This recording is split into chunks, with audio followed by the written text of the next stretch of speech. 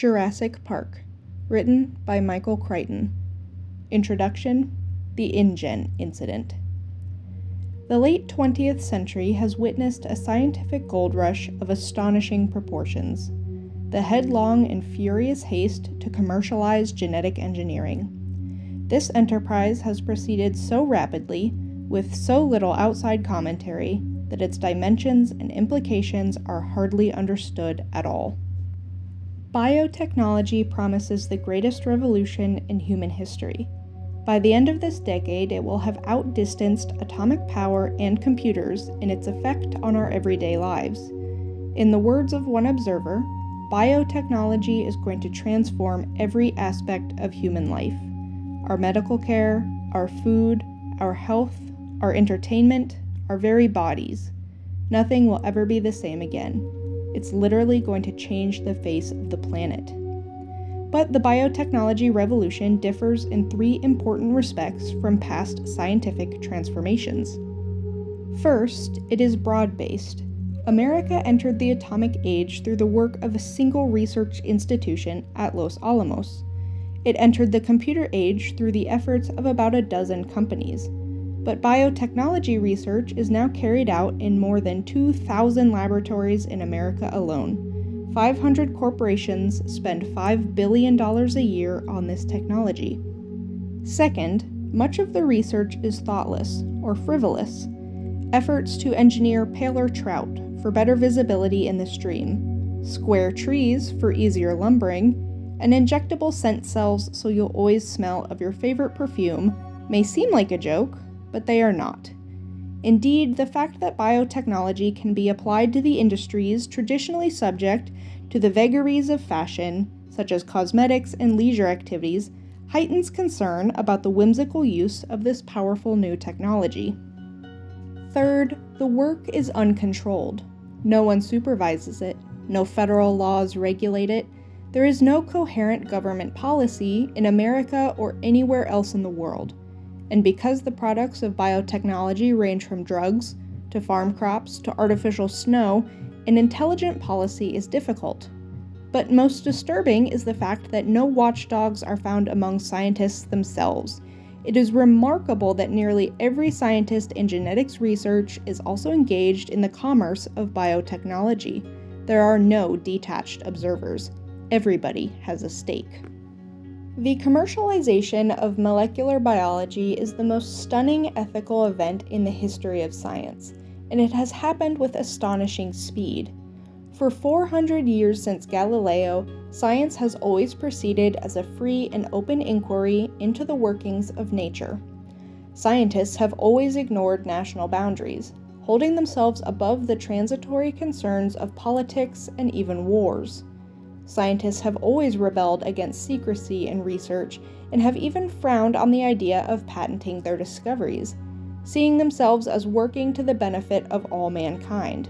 And for many generations, the discoveries of scientists did indeed have a particularly selfless quality. When, in 1953, two young researchers in England, James Watson and Francis Crick, deciphered the structure of DNA, their work was hailed as a triumph of the human spirit, of the centuries-old quest to understand the universe in a scientific way. It was confidently expected that their discovery would be selflessly extended to the greater benefit of mankind. Yet, that did not happen. 30 years later, nearly all of Watson and Crick's scientific colleagues were engaged in another sort of enterprise entirely. Research in molecular genetics had become a vast, multi-billion-dollar commercial undertaking, and its origins can be traced not to 1953, but to April 1976. That was the date of a now famous meeting in which Robert Swanson, a venture capitalist, approached Herbert Boyer, a biochemist at the University of California. The two men agreed to found a commercial company to exploit Boyer's gene splicing techniques. Their new company, GeneTech, quickly became the largest and most successful of the genetic engineering startups. Suddenly, it seemed as if everyone wanted to become rich. New companies were announced almost weekly, and scientists flocked to exploit genetic research. By 1986, at least 362 scientists, including 64 in the National Academy, sat on the advisory boards of biotech firms.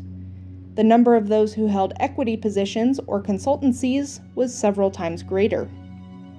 It is necessary to emphasize how significant this shift in attitude actually was. In the past, pure scientists took a snobbish view of business. They saw the pursuit of money as intellectually uninteresting, suited only to shopkeepers. And to do research for industry, even at the prestigious Bell or IBM labs, was only for those who couldn't get a university appointment. Thus, the attitude of pure scientists was fundamentally critical towards the work of applied scientists, and to industry in general. Their long-standing antagonism kept university scientists free of contaminating industry ties, and whenever debate arose about technological matters, disinterested scientists were available to discuss the issues at the highest levels. But that is no longer true. There are very few molecular biologists and very few research institutions without commercial affiliations. The old days are gone. Genetic research continues at a more furious pace than ever, but it is done in secret, and in haste, and for profit. In this commercial climate, it is probably inevitable that a company as ambitious as International Genetic Technologies Inc. of Palo Alto would arise. It is equally unsurprising that the genetic crisis it created should go unreported. After all, InGen's research was conducted in secret. The actual incident occurred in the most remote region of Central America, and fewer than 20 people were there to witness it. Of those, only a handful survived. Even at the end, when International Genetic Technologies filed for Chapter 11 protection in United States Bankruptcy Court in San Francisco on October 5, 1989, the proceedings drew little press attention. It appeared so ordinary. InGen was the third small American bioengineering company to fail that year, and the seventh since 1986. Few court documents were made public, since the creditors were Japanese investment consortia such as the Humaguri and Densaka, companies which traditionally shun publicity. To avoid unnecessary disclosure, Daniel Ross of Cohen, Swain & Ross, counsel for InGen, also represented the Japanese investors, and the rather unusual petition of the Vice Consul of Costa Rica was heard behind closed doors. Thus, it is not surprising that, within a month, the problems of InGen were quietly and amicably settled. Parties to that settlement, including the Distinguished Scientific Board of Advisors, signed a non-disclosure agreement, and none will speak about what happened. But many of the principal figures in the InGen incident are not signatories, and were willing to discuss the remarkable events leading up to those final 2 days in August 1989 on a remote island off the west coast of Costa Rica. Prologue: The Bite of the Raptor. The tropical rain fell in drenching sheets, hammering the corrugated roof of the clinic building, roaring down the metal gutters, splashing on the ground in a torrent. Roberta Carter sighed and stared out the window. From the clinic, she could hardly see the beach or the ocean beyond, cloaked in a low fog. This wasn't what she had expected when she had come to the fishing village of Bahia Anasco on the west coast of Costa Rica to spend 2 months as a visiting physician. Bobby Carter had expected sun and relaxation after 2 grueling years of residency in emergency medicine at Michael Reese in Chicago. She had been in Bahia Anasco now for 3 weeks, and it had rained every day. Everything else was fine. She liked the isolation of Bahia Anasco and the friendliness of its people. Costa Rica had one of the 20 best medical systems in the world, and even in this remote coastal village, the clinic was well maintained, amply supplied. Her paramedic, Manuel Aragon, was intelligent and well trained. Bobby was able to practice a level of medicine equal to what she had practiced in Chicago. But the rain, The constant, unending rain. Across the examining room, Manuel cocked his head. "Listen," he said. "Believe me, I hear it," Bobby said. "No, listen." And then she caught it. Another sound blended with the rain, a deeper rumble that built and emerged until it was clear, the rhythmic thumping of a helicopter. She thought, they can't be flying in weather like this. But the sound built steadily, and then the helicopter burst low through the ocean fog and roared overhead, circled and came back. She saw the helicopter swing back over the water, near the fishing boats, then ease sideways to the rickety wooden dock and back toward the beach. It was looking for a place to land. It was a big-bellied Sikorsky with a blue stripe on the side, with the words InGen Construction. That was the name of the construction company building a new resort on one of the offshore islands. The resort was said to be spectacular and very complicated. Many of the local people were employed in the construction, which had been going on for more than 2 years.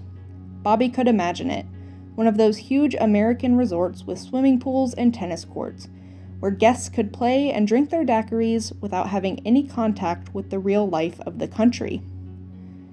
Bobby wondered what was so urgent on that island that the helicopter would fly in this weather. Through the windshield, she saw the pilot exhale in relief as the helicopter settled onto the wet sand of the beach. Uniformed men jumped out and flung open the big side door. She heard frantic shouts in Spanish, and Manuel nudged her. They were calling for a doctor. 2 black crewmen carried a limp body towards her, while a white man barked orders. The white man had a yellow slicker.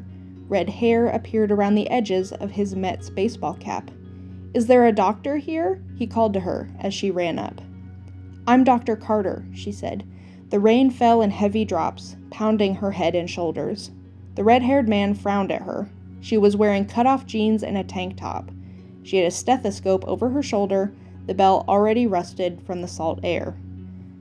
"Ed Regis. We've got a very sick man here, doctor." "Then you better take him to San Jose," she said. San Jose was the capital, just 20 minutes away by air. "We would, but we can't get over the mountains in this weather. You have to treat him here."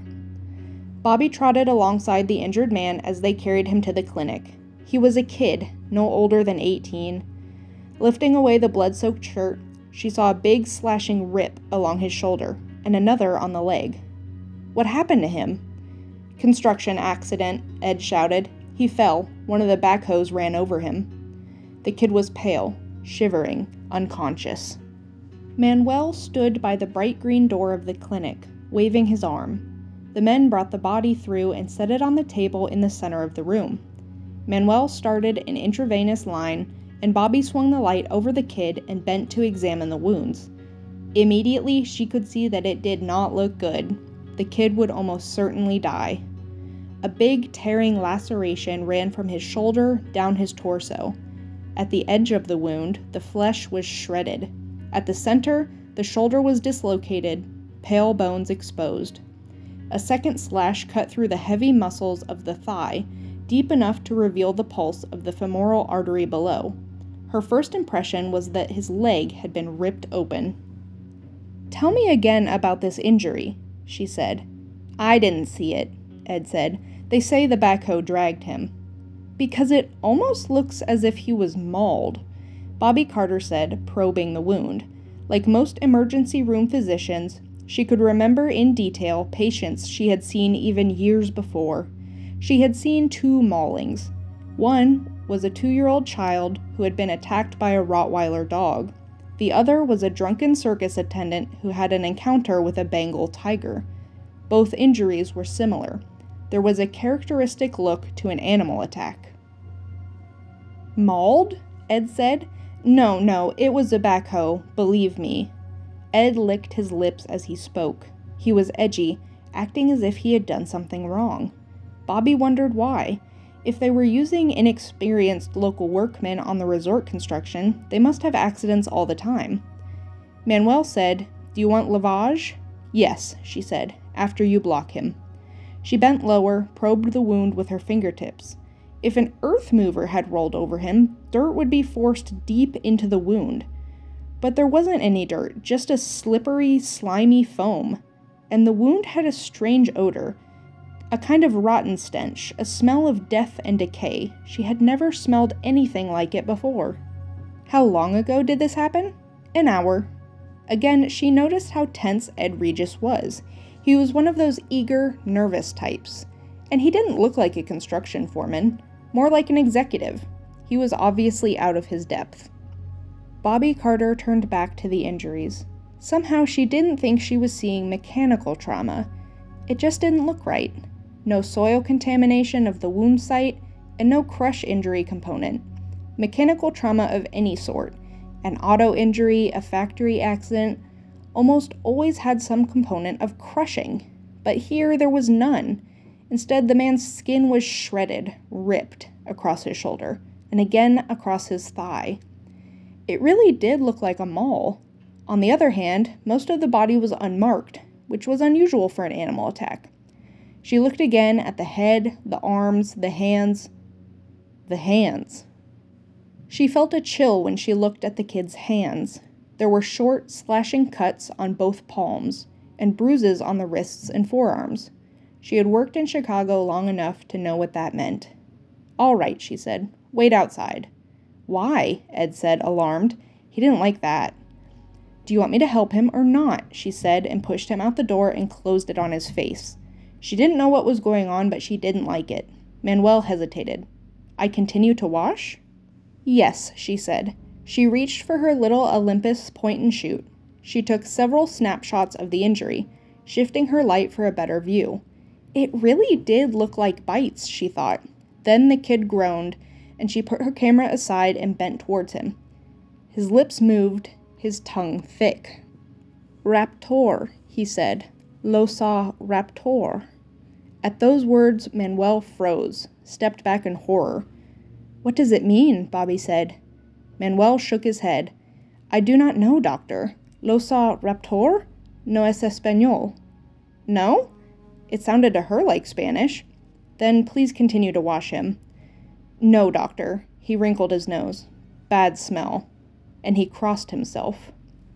Bobby looked again at the slippery foam streaked across the wound. She touched it, rubbing it between her fingers. It seemed almost like saliva. The injured boy's lips moved. "Raptor," he whispered. In a tone of horror, Manuel said, "It bit him." "What bit him?" "Raptor." "What's a raptor?" "It means upia." Bobby frowned. The Costa Ricans were not especially superstitious, but she had heard the upia mentioned in the village before. They were said to be night ghosts, faceless vampires who kidnapped small children.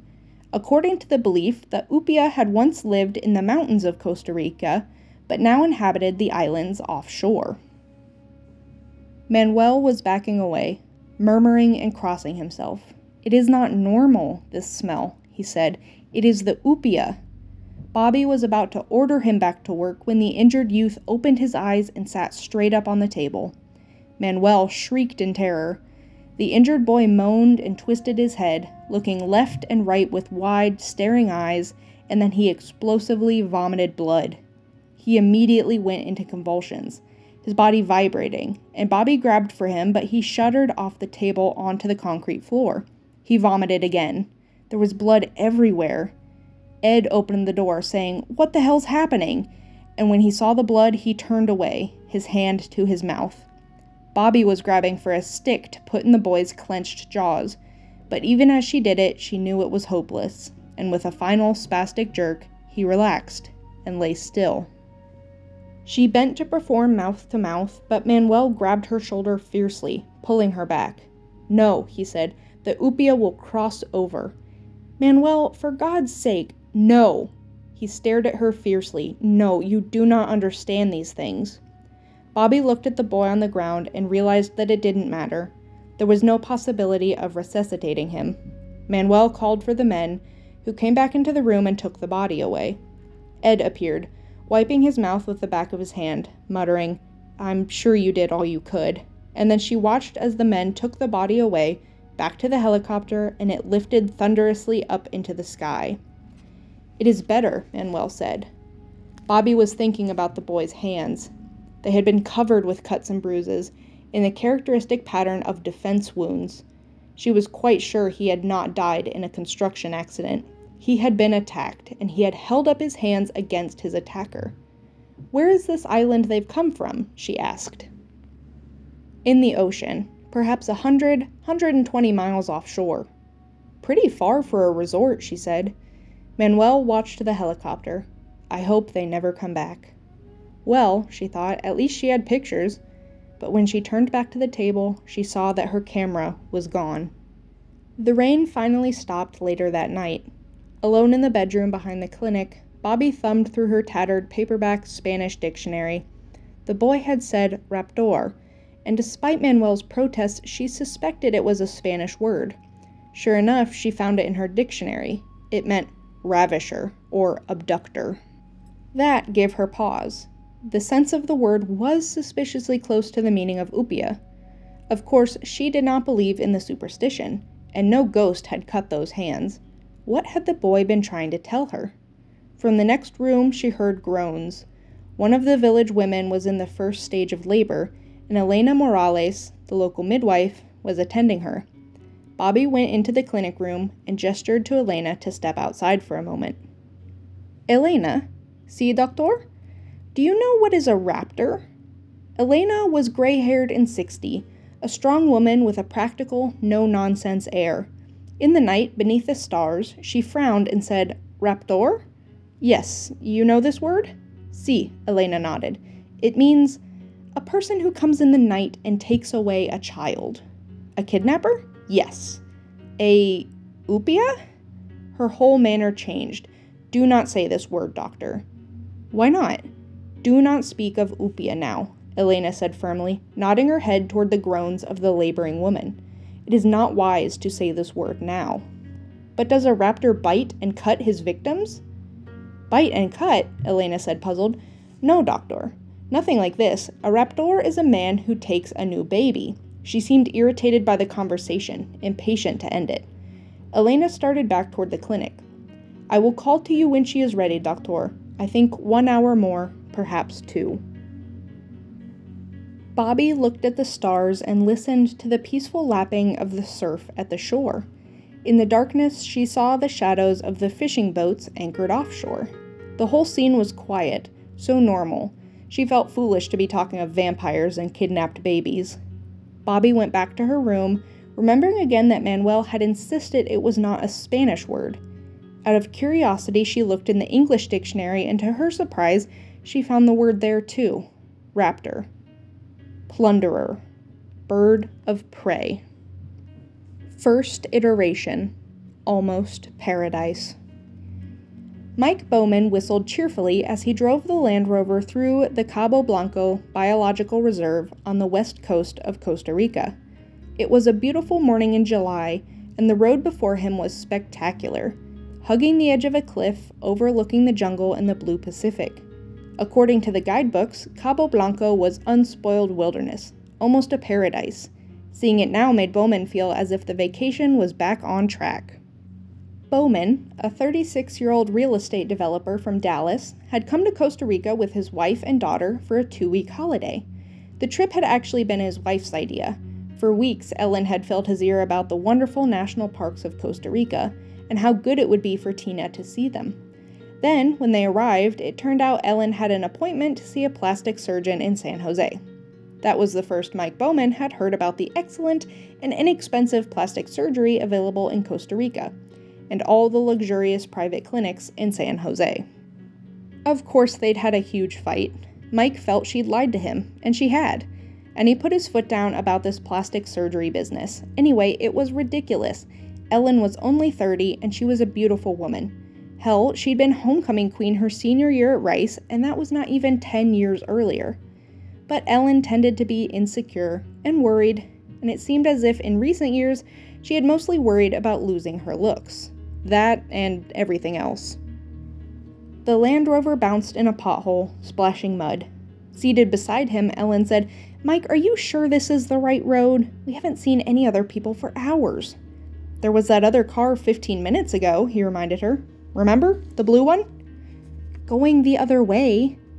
Darling, you wanted a deserted beach, he said. And that's what you're gonna get. Ellen shook her head doubtfully. I hope you're right. Yeah, Dad, I hope you're right, said Christina from the back seat. She was 8 years old. Trust me, I'm right. He drove in silence a moment. It's beautiful, isn't it? Look at that view. It's beautiful. It's okay, Tina said. Ellen got out a compact and looked at herself in the mirror, pressing under her eyes. She sighed and put the compact away. The road began to descend and Mike Bowman concentrated on driving. Suddenly, a small black shape flashed across the road and Tina shrieked, Look! Look! Then it was gone, into the jungle.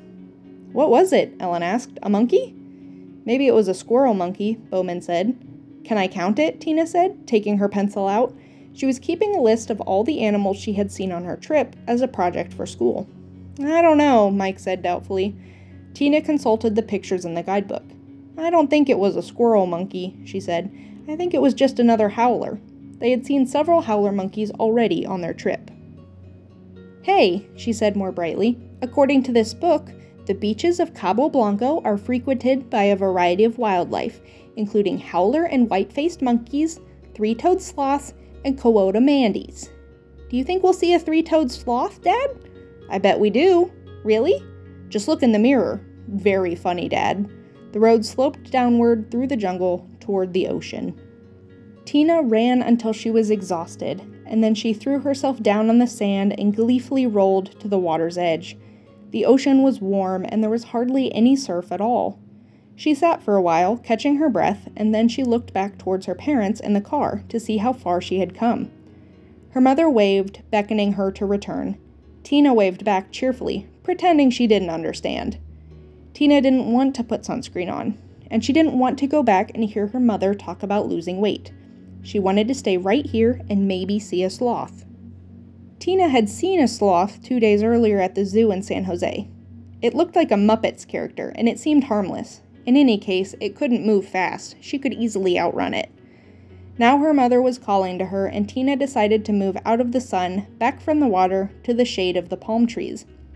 In this part of the beach, the palm trees overhung a gnarled tangle of mangrove roots, which blocked any attempt to penetrate inland. Tina sat in the sand and kicked the dried mangrove leaves. She noticed many bird tracks in the sand. Costa Rica was famous for its birds. The guidebook said there were 3 times as many birds in Costa Rica as in all of America and Canada. In the sand, some of the 3-toed bird tracks were small and so faint they could hardly be seen. Other tracks were large and cut deeper in the sand. Tina was looking idly at the tracks when she heard a chirping, followed by a rustling in the mangrove thicket. Did sloths make a chirping sound? Tina didn't think so, but she wasn't sure. The chirping was probably some ocean bird. She waited quietly, not moving, hearing the rustling again, and finally she saw the source of the sounds. A few yards away, a lizard emerged from the mangrove roots and peered at her. Tina held her breath. A new animal for her list! The lizard stood up on its hind legs, balancing on its thick tail, and stared at her. Standing like that, it was almost a foot tall, dark green with brown stripes along its back. Its tiny front legs ended in little lizard fingers that wiggled in the air. The lizard cocked its head as it looked at her.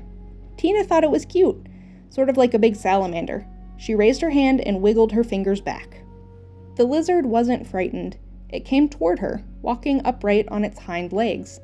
It was hardly bigger than a chicken, and like a chicken, it bobbed its head as it walked.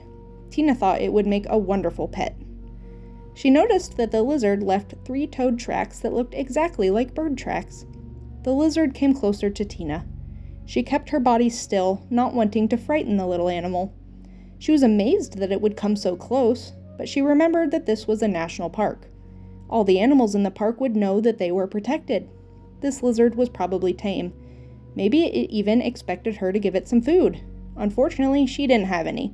Slowly, Tina extended her hand, palm open, to show that she didn't have any food. The lizard paused, cocked its head, and chirped. Sorry, Tina said, I just don't have anything.